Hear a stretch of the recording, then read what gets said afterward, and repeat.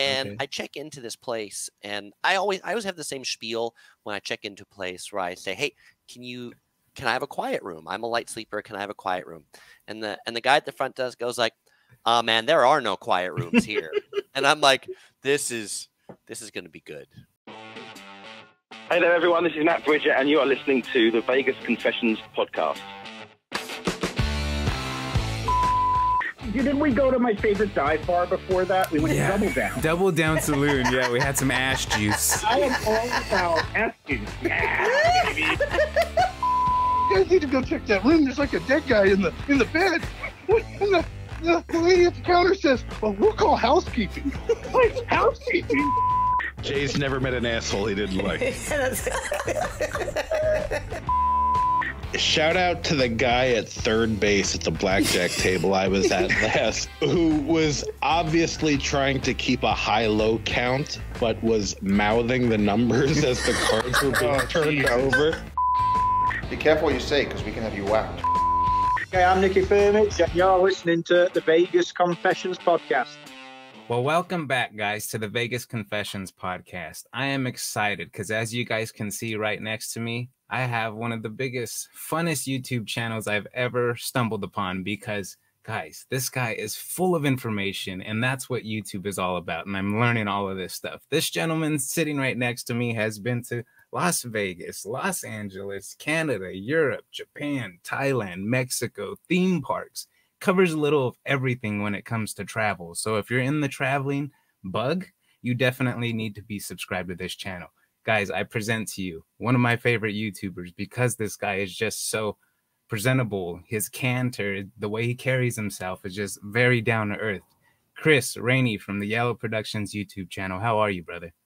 Julian, I'm doing great. Thanks for having me here today. I look forward to talking to you. Pleasure meeting you. We've been chatting for a while, and so it's great that we could finally do this. And thanks for that great introduction. I appreciate that, brother. I've seen some of the interviews you've done and some of the people you've had on. I was recently watching the, what was it, Dale and Paula McKenzie. They are so fun. They are fun. So fun. Absolutely. So I wanted to bring you on specifically, and you know, I did start YouTube within the recent year. I've been driving into it as much as possible. So I did want to pick your brain about YouTube. We'll cover Vegas and then get to know a little more about you and, you know, how this whole journey started. So starting off, when did you start YouTube and how did you get into it? So I started YouTube in 2008, and how I got into it actually probably leads to a little bit of backstory, which is to say that I've actually been making travel videos since 2004. So 2004 is the first trip that my wife, who goes by the name OC Girl on our channel, first trip we took was to Japan.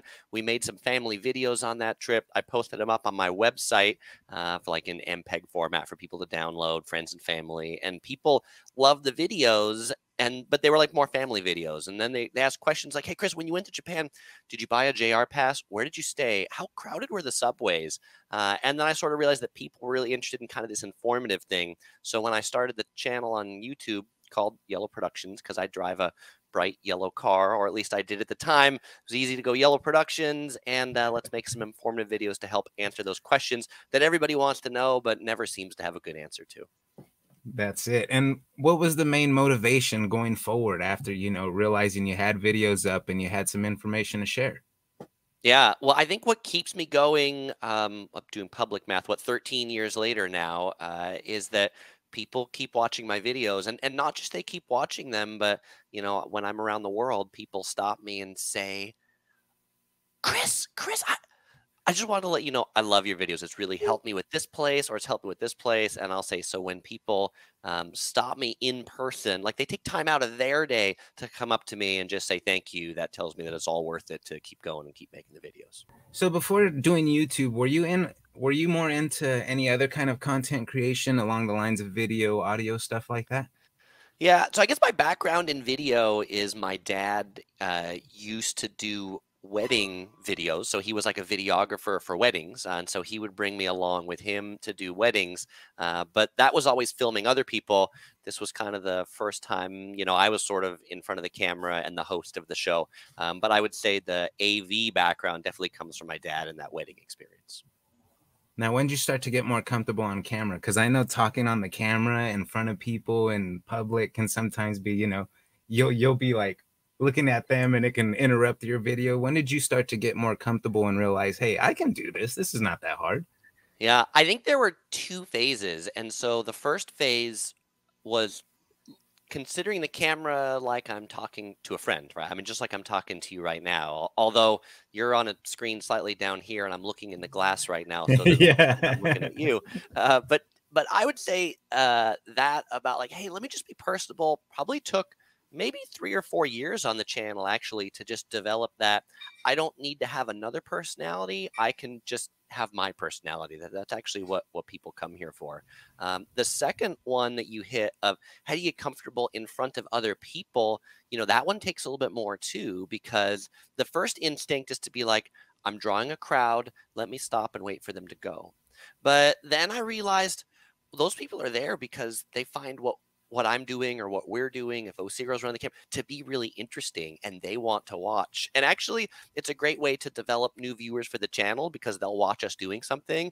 And then afterwards, they'll be like, hey, where's that going to go? And I'll be like, I got a card for you right here. Yellow Productions. Go check it. Do you want to be in it? And actually, some of my most interesting guests, even on like my Vegas video, there's one where Safety Man joins me, this guy who's walking around with a light up hard hat, and it came from like one of those encounters, right? He's like, what are you doing? I'm like, a video, do you want to be in it? He's like, I'd love to be. All right, let's go.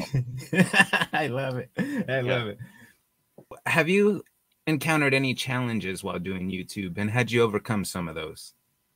Yeah, well, I think I don't know if there was like the biggest challenge for me in my life is we've recently had a daughter. She's about 2 years old now. And so certainly from thank you very much. I know you have a couple of kids yourself. But, so congratulations to you as well. Yours a little older than mine. But it's, certainly the challenge now is like just the whole time management, right? Having time to shoot videos, to edit the videos, prioritize the family time. In addition to doing YouTube, I have a full-time job in the software industry too. And so just hours to do YouTube are slim and slimmer. So just learning how to do things quicker and more efficiently has been the biggest challenge recently. And I think the other one is just remaining committed, right? To say like, I'm gonna put out 2 videos a week, rain or shine. And so one of the things I've learned to do that is just try to overproduce so that I've got like a big buffer, so that then if something happens in my life, which things do in everybody's life, then I can start publishing some of those things I have in reserve that then I can like build up again when, life returns to a slightly normal stage. I like that. So how long would it typically take you to edit a video for the most part? What does that process look like? It depends on the video, and I'll kind of give you a range, which is to say that actually now being a young father, I've been doing a lot of walking tours, and the reason why is because I don't have to edit them all that much. It's almost like, let's go to a destination, let's do a single take. But even then, I touch up the color and the audio and this and that. So like a minimal edit is probably 2 hours. That's like a minimal edit. But if I'm doing, my like things to know about a city that I've done over multiple days, that edit could be 20 hours or something like that. Right? So then it's like, and now it can't be 20 hours that I crank out in a weekend. Right now it's like 2 hours on Monday and 2 hours on Tuesday and 2 hours on Wednesday. We'll get to the end of this eventually. So with all your travels, what's been some of the most favorite places you have visited? Almost every place I go becomes my favorite place when I'm there. But if I have some places that I go back again and again, Japan as a country is a place that we go back again and again. Tokyo continues to be one of my favorite cities in the world. I also really love Singapore, and whether you'd go say, Chris, is that a city or state or a country? It's probably all those things because it's a small place. But that's probably my second favorite. I love the food there. I love all the attractions. I love the people. So that's my top 2. Perfect. So what would be some advice you can give for newer content creators like myself, just getting into YouTube and, all of the journey that it is?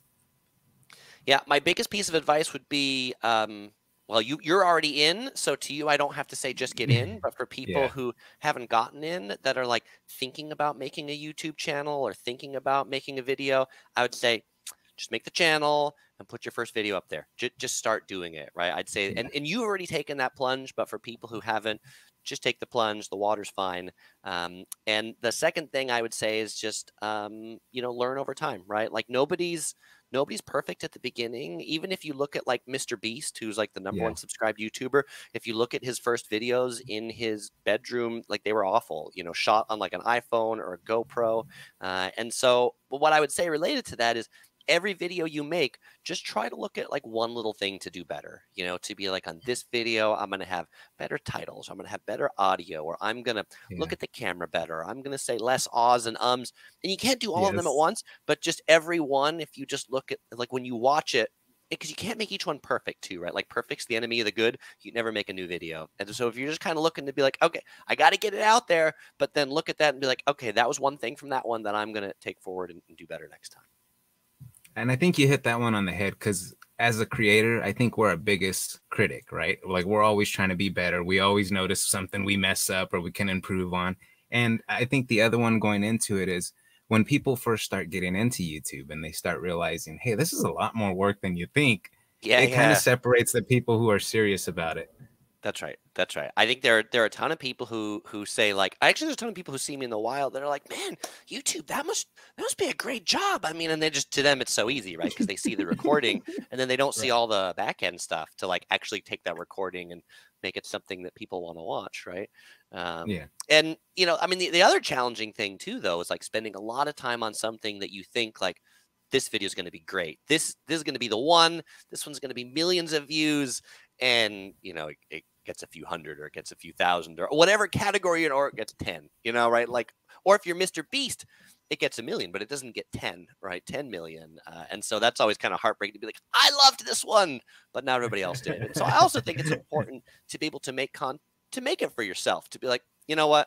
I don't care if nobody liked that video because I liked it and I enjoyed the experience of it. And, you know, I hope they'll like the next one better. Right? And it definitely comes across with the viewer, right? I mean, they can tell when you're genuine about something, when you like something, and when you're just fake. And I think most people can figure that out. Now, you mentioned Mr. Beast. Yeah. And that's an interesting one, because he said it took him 5 years to get his first 1,000 subscribers. Yeah. And then his channel blew up afterwards. So that's very interesting. When I watch his videos, I'm like, wow, you take that into perspective to where he is now. And it just goes to show that anything's possible in this game. That's right. It sure is. It sure is. And I think that there's a little bit of like, there's a lot of great people that are producing content because they don't have a lot of zeros after their subscriber count. People just, they don't take the video seriously. And then you see a video to be like, oh, well, this person's got 10 million subscribers. Like, it must be good because other people like them. So it must be good, right? And so there's certainly some of that like social effect on YouTube too. I like that. And so with all of your travels, have you had a worse hotel stay, and where has it been? Ooh, yeah, my worst hotel stay ever has been in Las Vegas, as a matter of fact. Okay. And I figured it was coming. Yeah, right. And I have a whole video about the worst cheap hotels in Las Vegas, and it's about hotels on the Las Vegas Strip. But my worst hotel stay was actually not one of the ones on the Strip. My worst hotel stay was at the Saint Tropez Hotel, which is I don't even know if it's changed names, but it's kind of like McCarran Airport. It's like right at the corner of it. Like it literally borders the side of the airport. And I check into this place, and I always have the same spiel when I check into a place where I say, hey, can I have a quiet room? I'm a light sleeper. Can I have a quiet room? And the guy at the front desk goes like, oh man, there are no quiet rooms here. And I'm like, this is going to be good, you know? And yeah. And I get into the room and like the air conditioner doesn't work, which if you've been in Las Vegas in the summer, of course you've been in Las Vegas in the summer in August, right? Like you can't be in a room where the air conditioner works. And so they get the technicians in and they're like, okay, well, look, here's what we can do. We can just put it on the full blast. The controls won't work. And I'm like, fine, it'll be cold. But then it starts to drip, not just drip, but like water comes. And they're like, well, we'll put a big bucket underneath it, you know, which eventually overflows and the room's all wet. It was just a overall fantastic stay. So yeah. And that was when I tell the stories, I booked it last minute, you know, going to a convention in the summer. And that's when I'm like, don't just assume that Vegas or any destination will have hotels at a reasonable price for a random weekend coming up, right? Like book that ahead of time so you know you have a good place to stay, which has led to all these like hotel review things for me to be like, if I'd seen somebody make a video about that hotel, I think I would have slept in my car before I stayed at that place, you know? Yeah, at least I wouldn't have been wet. Yeah. So after doing some recent, discoveries on the worst hotels, I Mm. recently stayed in one this last weekend. And Okay, it's which one? actually the Mardi Gras Hotel, which is behind Okay. Venetian. And it's Yeah. every video I've looked up is probably 8, 9 years old on the place. So I definitely wanted to see if it was as bad. And it was a last minute booking. Both of my home hotel properties weren't available for the comp. Yeah. So I'm like, oh shit, here we go. So I Right. get to this hotel. And just to narrow it all down, I mean, the bed is like part cow because there's spots all over the damn thing. Oh, And nice, then, nice. and at the Yeah. bottom, there's some blood. So yeah, I got that video I'm Yeah, working on. Just some of the stuff you really have to look out for at these places.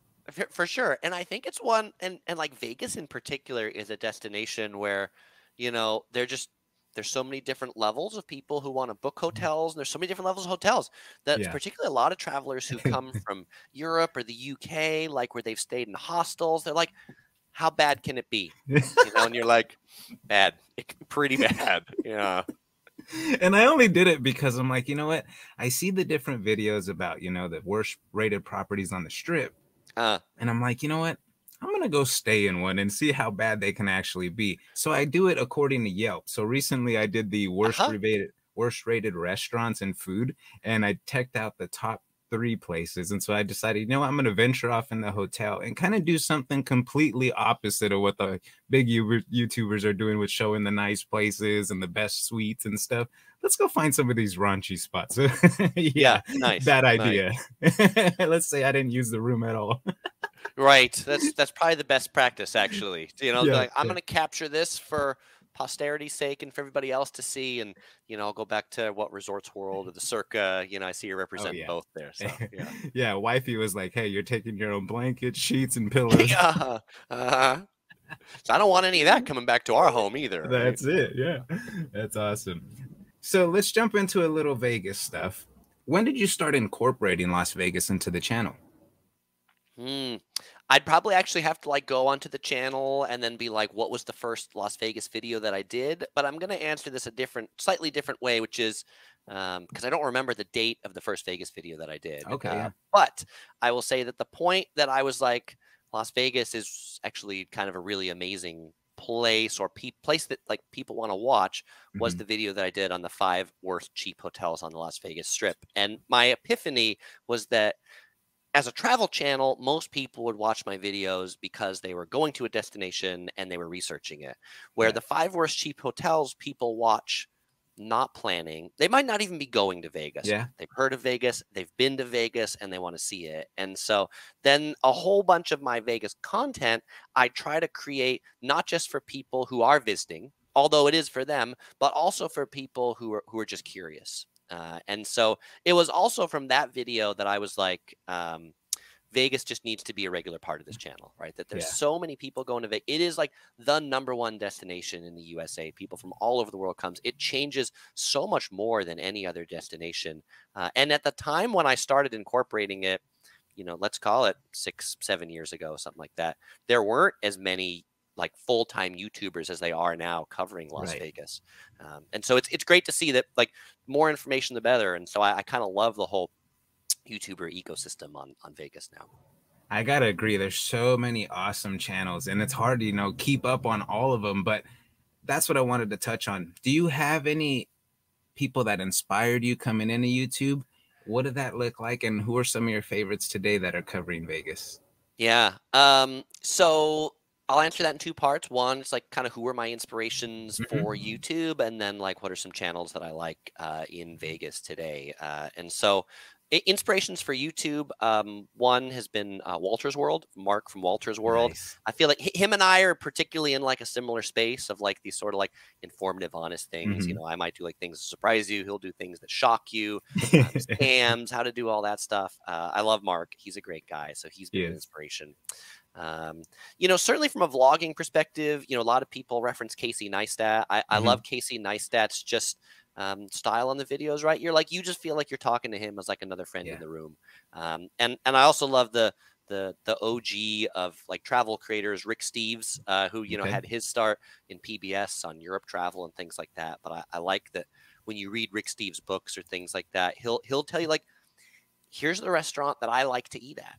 you know, whereas you watch like other, you know, the travel content that say Expedia puts out or whatever, and it's not like, it's the like really corporate kind of minded thing to be like, or Yeah. here's the top restaurants in the city, but like, what's the one you as the host like, you know, to be like, these are the best ones, but I really like the lasagna from this place because it's better than Yes. anywhere, right? Like in Vegas, you know, like for barbecue, I really like Roll and Smoke barbecue, for example, right? But it might not be, it might be one because it's like weird location by the freeway and a strip club or something that like wouldn't make the super polished, you know, guidebook on Vegas, for example. So I like that. Go ahead. Yeah.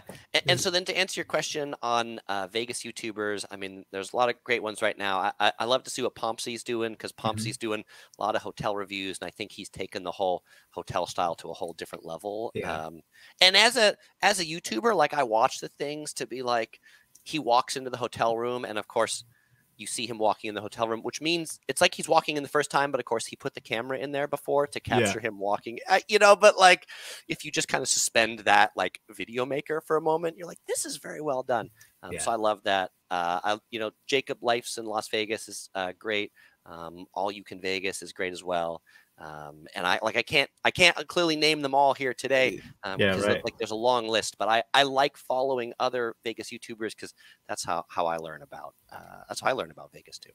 It really is neat because I watch a lot of people, like I said, and when you mentioned Jacob's life in Vegas, he's actually grown up like 20 minutes away from where my hometown is. So it's really even more envious to see somebody come from my part of California, go in there, grow up and share information like you guys do and grow a channel like he's done. It's like, all right, this can be done. Okay, this is really, really cool.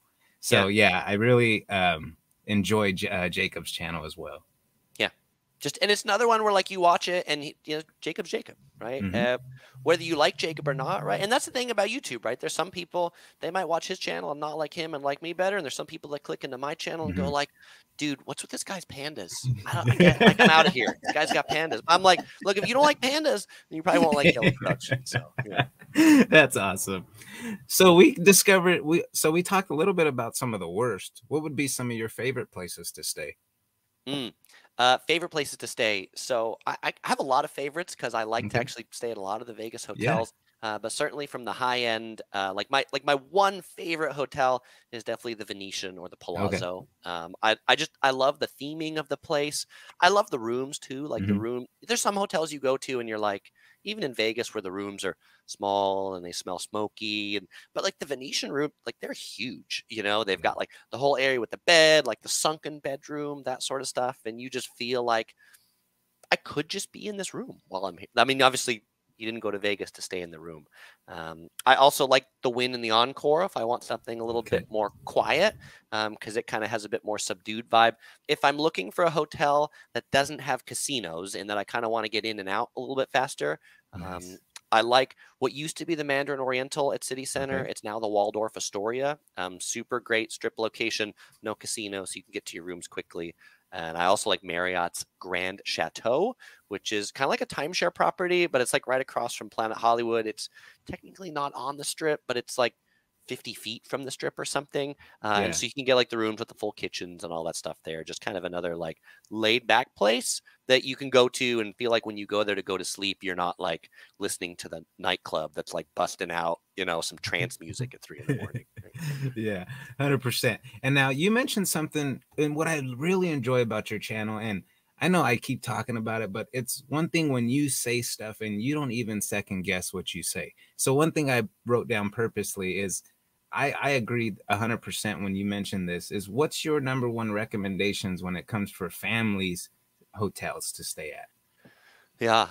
So I think there's like a decision that families have to make when they're going, which is, and it's also related to like, do they have a car and are they willing to drive? Because I think that like leads to 2 different decisions. And so I think that families, I actually think like breakfast is really important. Like free breakfast is really important. And so, I mean, I really like the Spring Hill Suites, Residence Inn, Homewood Suites, like those kind of properties, because like the whole family can just go down to breakfast and like get full for free at the beginning. And so there's like in particular, I like there's a Homewood Suites that's like the Homewood Suites City Center. So it's like just on the other side of the 15 from the City Center complex. That's a pretty good one for families. You can get, you know, connecting rooms and all that sort of stuff. If families are looking to stay on the Strip, then, you know, I don't recommend Circus Circus and I don't recommend Excalibur, even though that those like look like the places where kids want to stay, but they're just, they could use a little bit of elbow grease and polish from about 40 years ago is when they started to like, you know, and so then in that case, like Chris, which ones would you recommend for families on the Strip? I would recommend either the Luxor or the Mandalay Bay. I would put Mandalay Bay above the Luxor. The Luxor is cool just because it's like, it's a pyramid and they're pyramid rooms and there's an inclinator. And so I think there's something fun for young families there. The Mandalay Bay has a really neat pool complex, like it's an amazing wave pool. And then it's all, since it's away from the main hustle and bustle of the Strip, you don't have some of the same like vagrantry maybe that you have like, you know, Center Strip. Yeah, 100%. I like it. So what would be some of your gotta go to have meals in Las Vegas? What are some of your favorite places to visit restaurant wise? Yeah. The first place I visit, well, whether it's the first place, but the place I always visit every time I go to Las Vegas is the Earl of Sandwich at Planet Hollywood. Nice. I love that place. Nice. Awesome. Awesome. And you know, their tagline is like the world's greatest hot sandwich. And sometimes like I hate places that have like, we're the world's best burger. But I'm like, I actually feel like the Earl of Sandwich at the Planet Hollywood in Las Vegas is the world's greatest hot sandwich. Mind you, Earl of Sandwich has other locations in Vegas. They have one at Caesar's Palace. They have one at the Palms. Go to the one at Planet Hollywood. It's better. It's cheaper. It's open 24 hours. That's the spot to be for sandwiches. You know, even though I'm from LA, I like if I'm looking for breakfast and I'm near the Cosmopolitan, I like Egg Slut. They have like really good breakfast sandwiches. They have a big one in LA, but the lines are always like 1,000 people. They're ridiculous, like hours long lines in LA. And so in Vegas, I can get that in 15 minutes. I love buffets. And so I really like the Wicked Spoon at the Cosmopolitan. I've also, you know, in previous years when it was open, like the buffet at the Aria. The one at Caesar's Palace, the Bacchanal buffet, I'm kind of mixed on because the food's good, but the price is really high, you know? And so that's where like, I'm not quite sure it meets it's like $75 or $85. I mean, it's like, it just gets more and more expensive. Next time I go to Vegas, I'm going to try it again because people have said it's been reimagined. But that's one that I'm sort of 50-50 on. I do like that they take reservations now, which is kind of neat, so you don't have to stand in like a long line for a buffet. But those are few of my standbys. Okay. So what about favorite steakhouse in Las Vegas? What would be your favorite steak place to visit?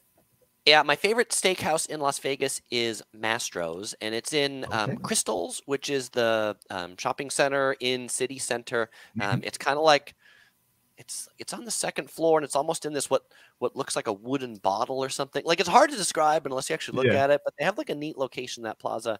I just love the steaks there. They're some of the best I've ever had. I know Mastro's is a chain steakhouse, but they have really good steak. Nice. What about pizza? You have a go-to for pizza? I have a couple places that I like for pizza. One of them was closed, which was $5.50 at Aria. That place closed. I like that. But probably my current go-to place, and it's been a long time favorite, is at the New York Hotel. It's called like Sirocco's or Sirico's. I probably always mispronounce it, but there's like a pizza by the slice place in the casino of the New York Hotel.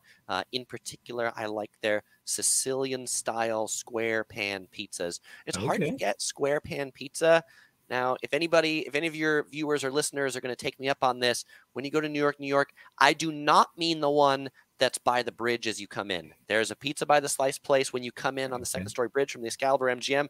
Not that one. It's the one that's down on the casino floor that has the square slice of pizza. They also, for like $8 or $8.88, they have like a slice of pizza and a beer special, which I think is like one of the best deals you can get on the Strip. Yeah, you can't beat that. That's right. So what would be your recommendations for late night eats in Las Vegas? Well, we've certainly already covered the Earl of Sandwich. They're open 24 hours. Yeah, right. And, you know, whether this is super late night or not, I mean, I really like In-N-Out Burger. Anybody who follows my channel knows I'm a huge lover of In-N-Out Burger. They have a location now on the Strip in the Link Plaza. And so they're open till like 1 or 1:30 every night. That's pretty good. You know, I think other spots for late night eats, I actually think like downtown's a pretty good place for late night eats because I think a lot of the downtown hotels have a lot of those like, Yeah. you know, 2 a.m. specials and all those sorts of things.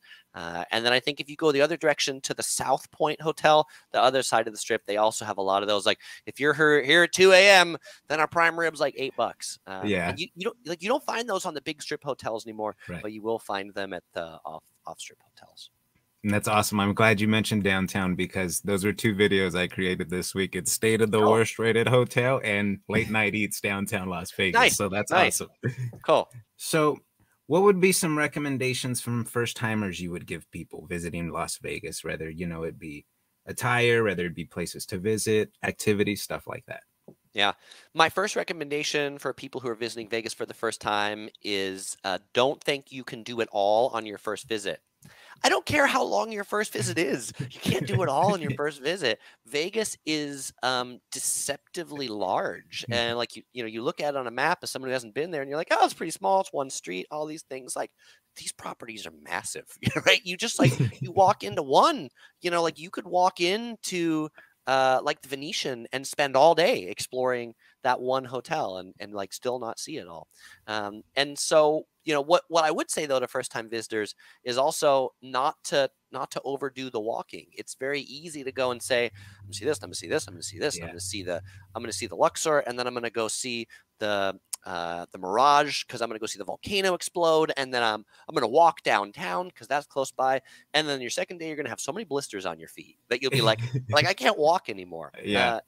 Particularly if you're there in the summer, because people I think underappreciate in the summer just how hot it is, right? Like, oh, it's hot, Yeah. And so in the summer, you just can't dress cool enough for how hot it is, right? You need to spend your time indoors. The best time to walk the strip in the summer is 10 at night because that's when it finally cools down. And then the final bit of advice that I have for people who are coming on their first time is not to assume that Uber and Lyft is the best way to get around. And the reason why is because, there's a taxi mafia in Vegas and they've made it so that taxis can pick up in the front of the hotels and Uber and Lyft picks up on like basement level 3 of the garage. And so like, Yeah. you're like, oh, well, just to find the Uber pickup from where you are in the casino could be like a 30-minute walk where if you just walked out to the front, got in the taxi line, you may well get to your destination quicker and actually cheaper because you're not having to traverse half the casino and half the city to get there. I love it. So what would be some of your favorite shows in Las Vegas to check out?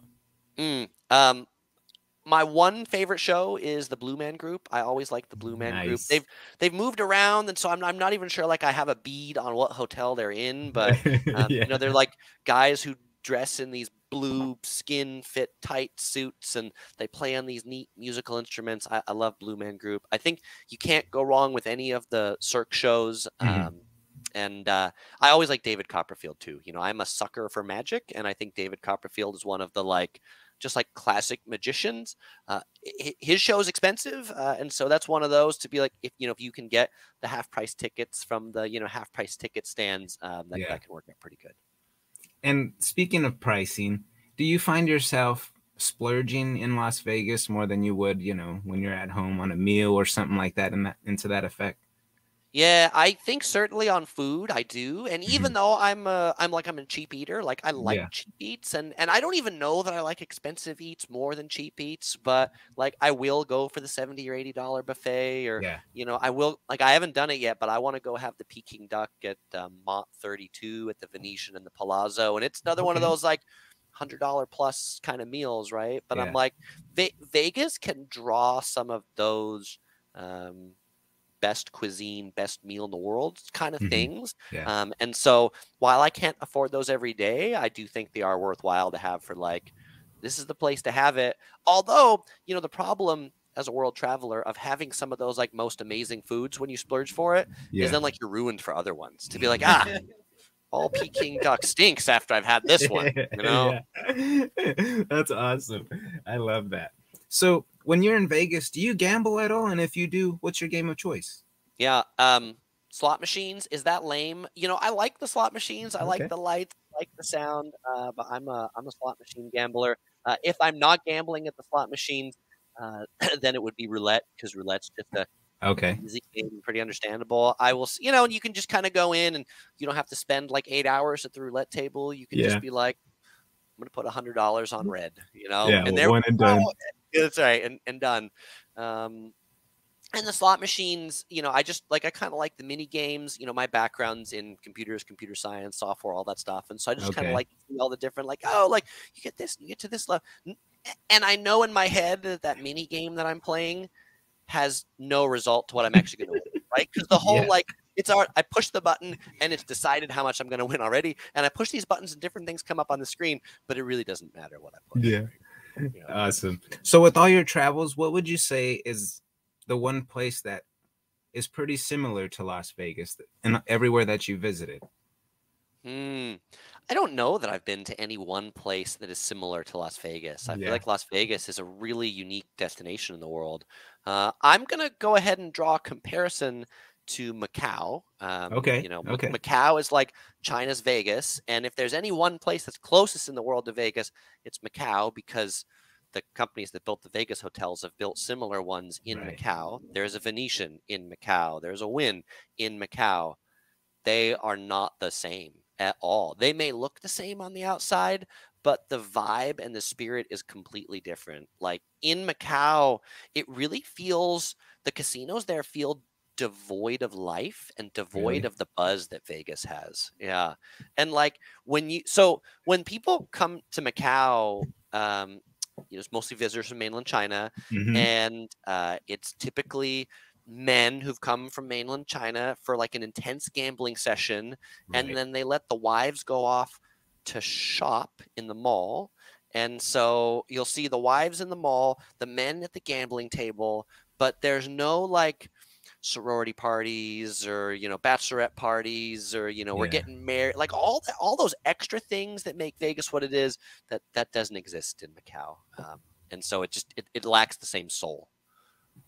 Okay, see, and I've heard a lot of interesting things about Macau. Like the limits up there can be a lot higher, but because a lot of the people that come in from China, gambling is, you know, it's what is the word I'm looking for? It's like it's frowned upon, right? So when they come there, they're very serious, and it's not the same mentality and vibe that they're, you know, you're That's right. looking to go with to Vegas. Yes. So it's a Yes. different dynamic, is what I've heard as well. Yeah. Yeah. Well, and I think like to that point, you know, people go to Vegas to be like, look, win or lose, I'm here to have fun, right? And I Mhm. may win this time, and I may lose this time. It's all a big deal. I think that people are going to Macau to win, and I think they're so serious about winning.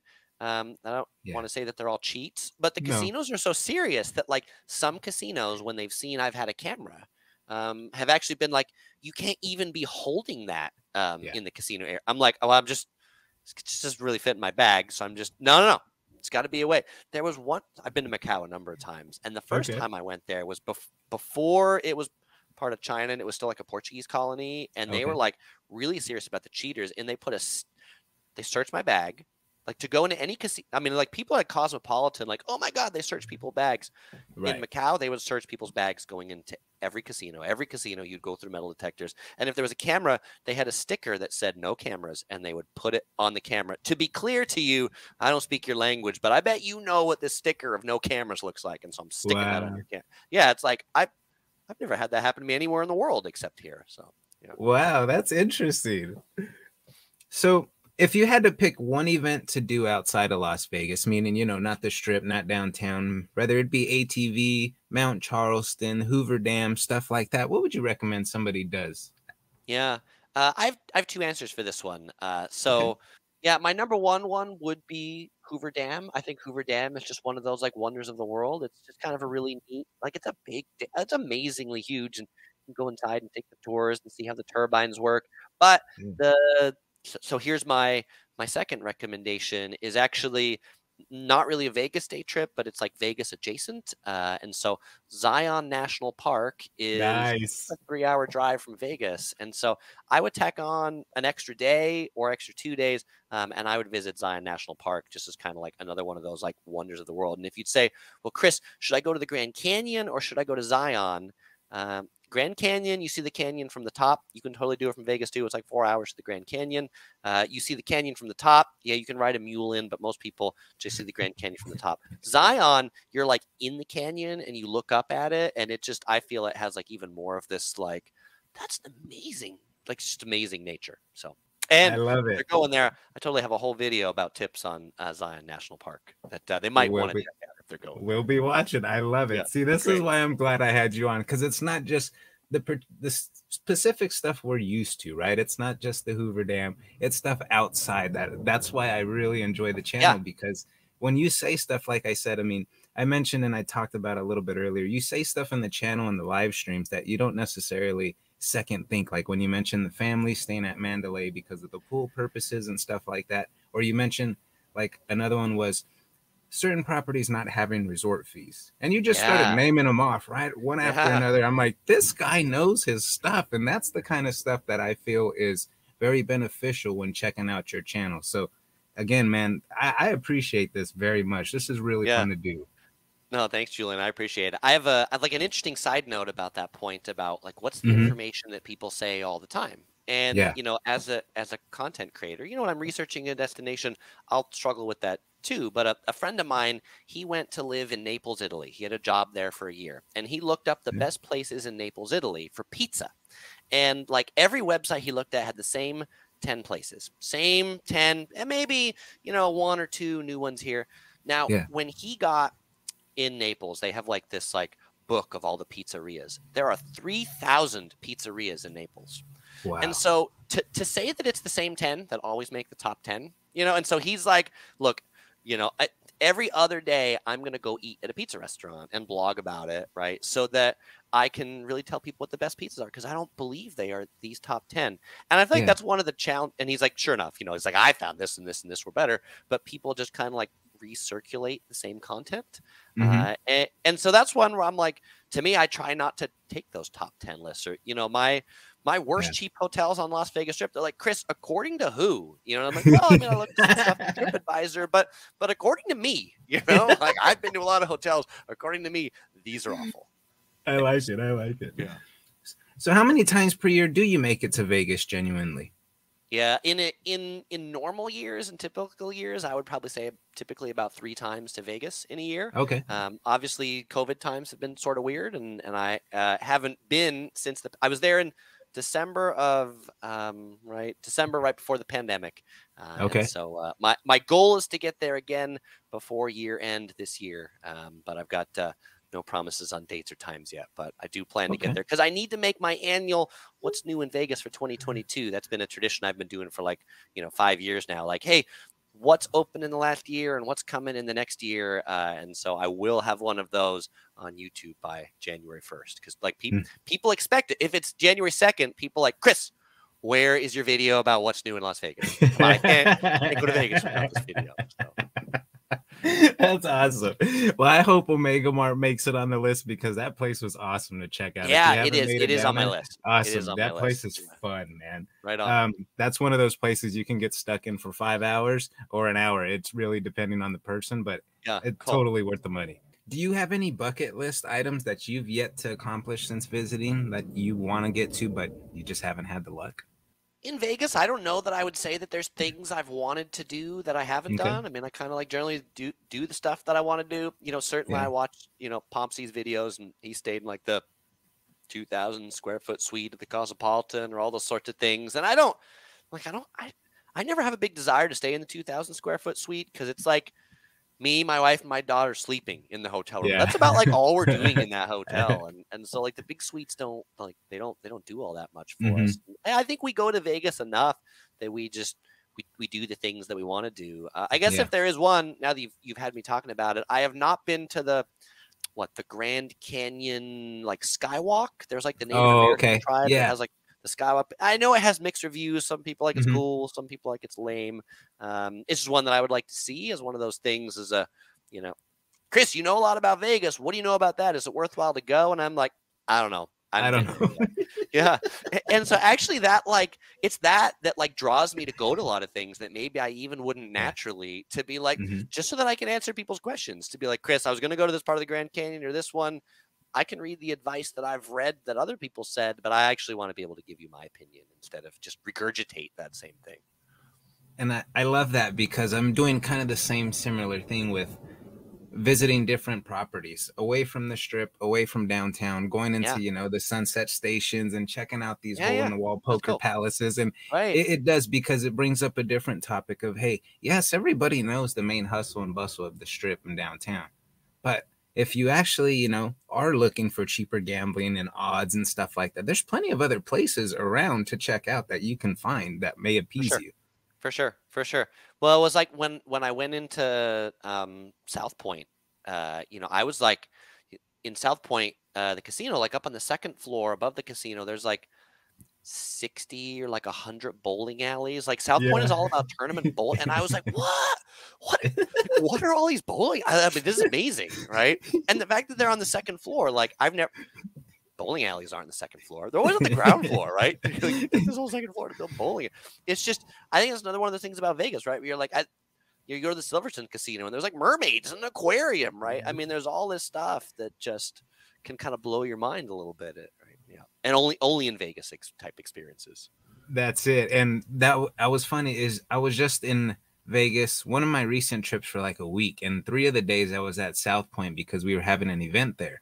Okay. And in the midst of this event was a bowling tournament going on. They had part of the rodeo going on, or a bull riding going on. So throughout the casino, you had all these collectors, and then you had all these different bowling teams and bull riders all over. It was just a wild mixture throughout the property. I'm like, what the hell is going on? But it was fun because that's it. In Vegas, anything's happening at all times. That's right. And that's actually like when there are the conventions or the events, you know, to your point, like, you know, if you're there when the big rodeo's there, like everybody's got a cowboy hat on and boots with spurs other than me, you know, like, it's cool though, right? So, It is.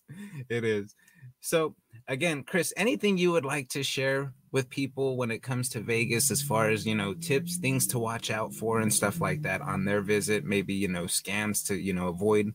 Well, we've certainly talked about the resort fees. You know, I contend that resort fees continue to be a scam on all of us, and people respond and say, but Chris, it's not a scam because everybody does it. And I'm like, it's a scam that everybody's in on, and not everybody does it. And so I actually like the hotels that, here's the price. This is the price. You know, the new Virgin Hotel that replaced the Hard Rock Hotel. Yeah.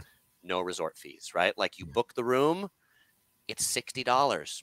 That's the room, as opposed to you book the room at the Circus for $24.95 plus a $50 a day resort fee. It's just, right. I hate this like whole nickel and dime thing, and that's what you'll find, that Vegas hotels have perfected the art of what I call the come on pricing, right? Which is, come here, it's only $20 a night, but breakfast isn't free. It's not even $5. The Starbucks here isn't even $5. We've like jacked up the price of the Starbucks to be twice as much. You know, you want a bottle of water, that's $7, right? And so I would really say, look at all those things included, and then say, was the room really $29? Or do you want to say, I'm going to go to the Homewood Suites, or I'm going to go to the Residence Inn, and I'm going to take a taxi or an Uber for 10 minutes to the Strip, and I'm going to save $100 a night or $200 a night, you know, particularly when you look at all that breakfast stuff.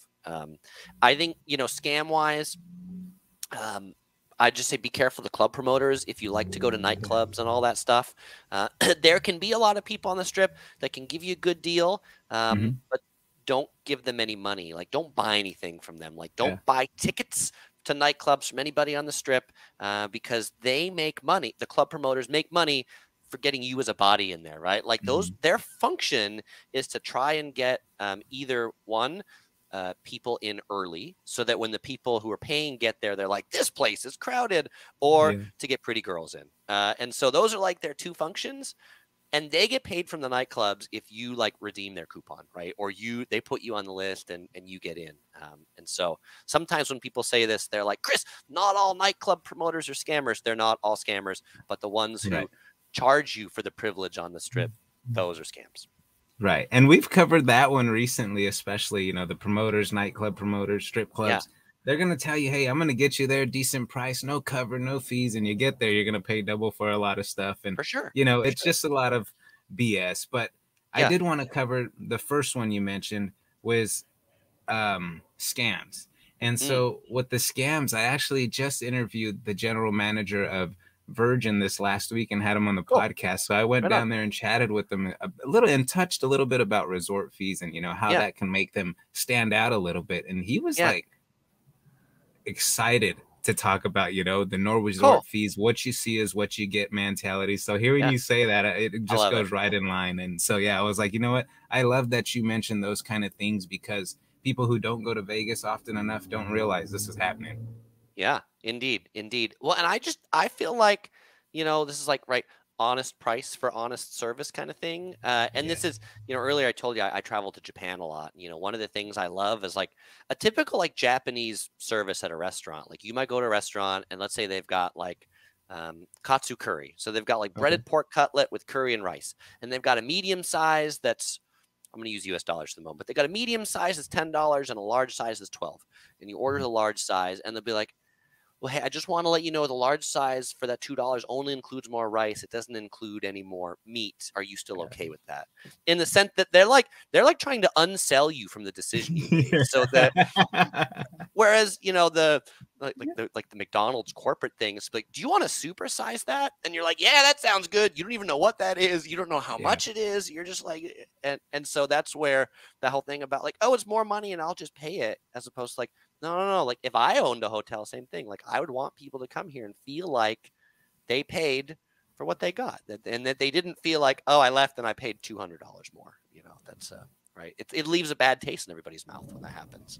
And I don't want people leaving a bad taste. I want them to leave and go like, I loved it here and I want to come back again. And so I think the Virgin's going to engender that because people won't feel like they're nickel and dimed everywhere. 100%. I like that. Now, when you're visiting and traveling to these other countries, does it get hard paying in other money? Yeah, in other currency. There we go.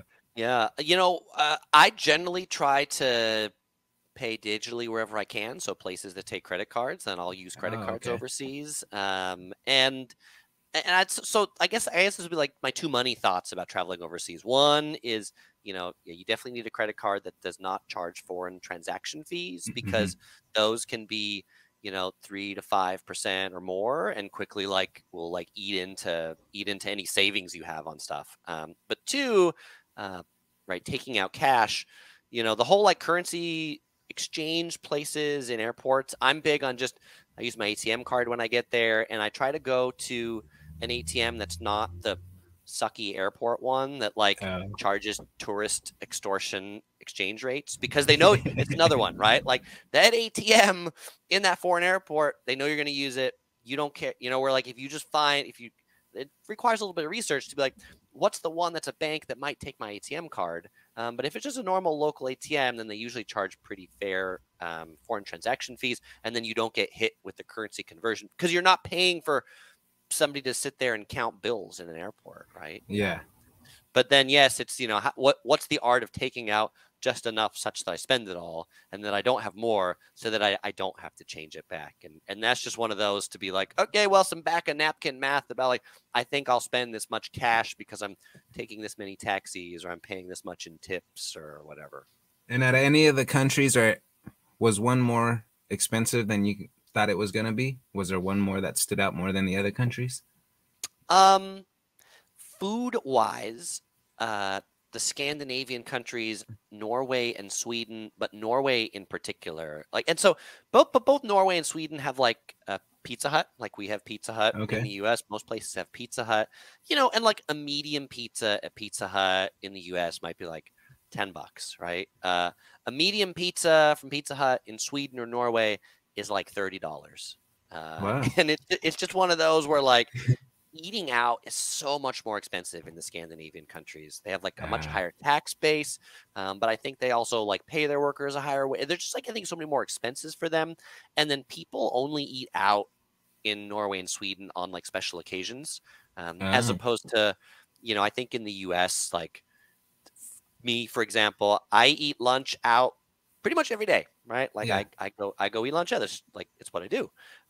Whereas that's not the case in those. Or they might have like a work cafeteria that they get their lunch at that's reasonably priced, but then when they go to a restaurant, they want it to be special and all those sorts of things. And so we were blown away by the food pricing. I like that. So this will be my last one for you. And again, dude, this has been awesome.